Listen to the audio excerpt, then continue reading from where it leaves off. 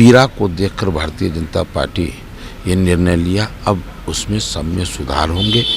ये तो पूरी बिहार की जनता कह रही है। लोग ये मान लिए थे कि इस राज्य में 3 ही लोग सुरक्षित हैं, एक बालू माफिया, एक शराब माफिया, एक जमीन माफिया। वो दहशत समाप्त होगा लोगों में। भारतीय जनता पार्टी में किसी के मन से नहीं कुछ होता है। लोग मतदान करेंगे, इसलिए बेहतर परिणाम होगा।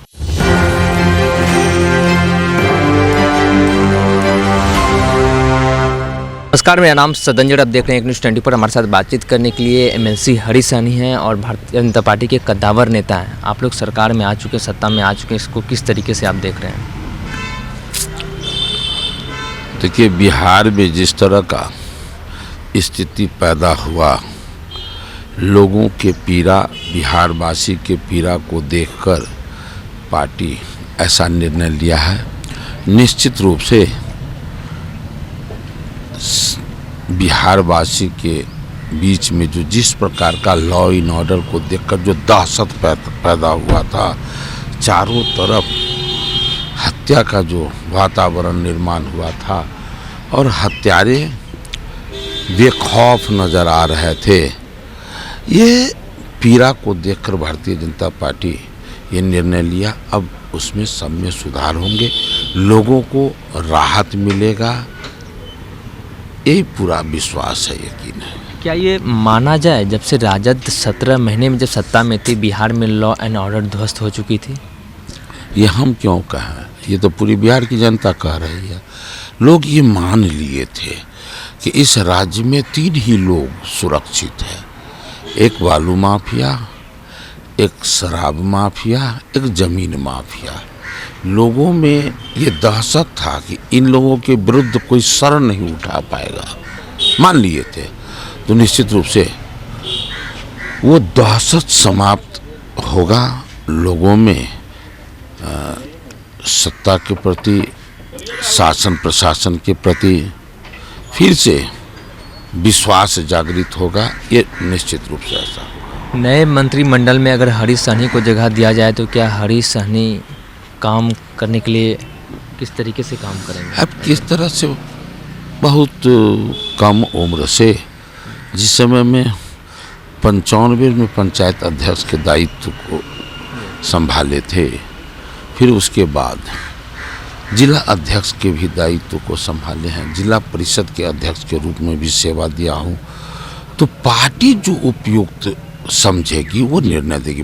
भारतीय जनता पार्टी में किसी के मन से नहीं कुछ होता है, वो पार्टी नेतृत्व जो देखती है, जो परखती है। सभी लोग कहते हैं कि भाजपा को 100 आँख है। 100 आँख का अर्थ समझते हैं, बहुत तरफ से देखकर वो निर्णय लेते हैं। निश्चित रूप से जैसा उचित समझेंगे, जो दायित्व देंगे, निष्ठापूर्वक निर्वहन करूँगा।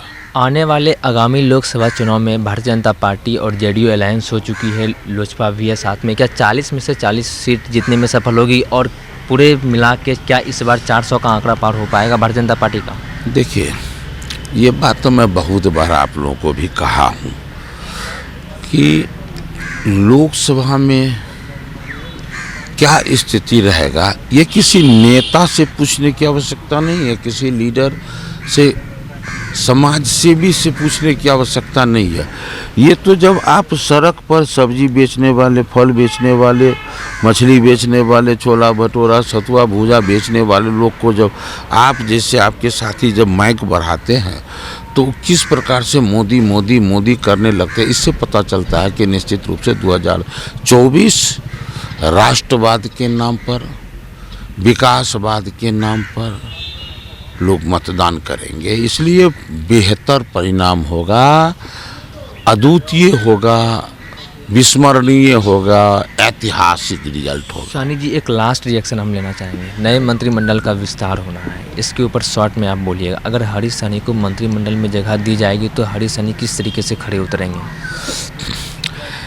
मैं पहले कह दिया, इससे पहले पार्टी का विभिन्न जिम्मेवारी मिला है, वो निष्ठापूर्वक निभाने का काम किया। ये पार्टी के ऊपर निर्भर है। जैसा पार्टी दायित्व देगी उस तरह से परिश्रम करूंगा, निश्चित रूप से निष्ठापूर्वक निर्वहन करूंगा। आप सुन रहे थे भारतीय जनता पार्टी के कद्दावर नेता सह एमएलसी हरीश सहनी को। इन्होंने साफ तौर पर कहा कि अगर हमें पार्टी में जिम्मेदारी दी जाएगी तो हमें उसके ऊपर खड़े होकर काम करेंगे। बहरहाल इस खबर में इतना ही। अन्य खबर के लिए आप बने रहिए न्यूज़ 24 पर। मैं सिंह के साथ मैं सतंजी पटना।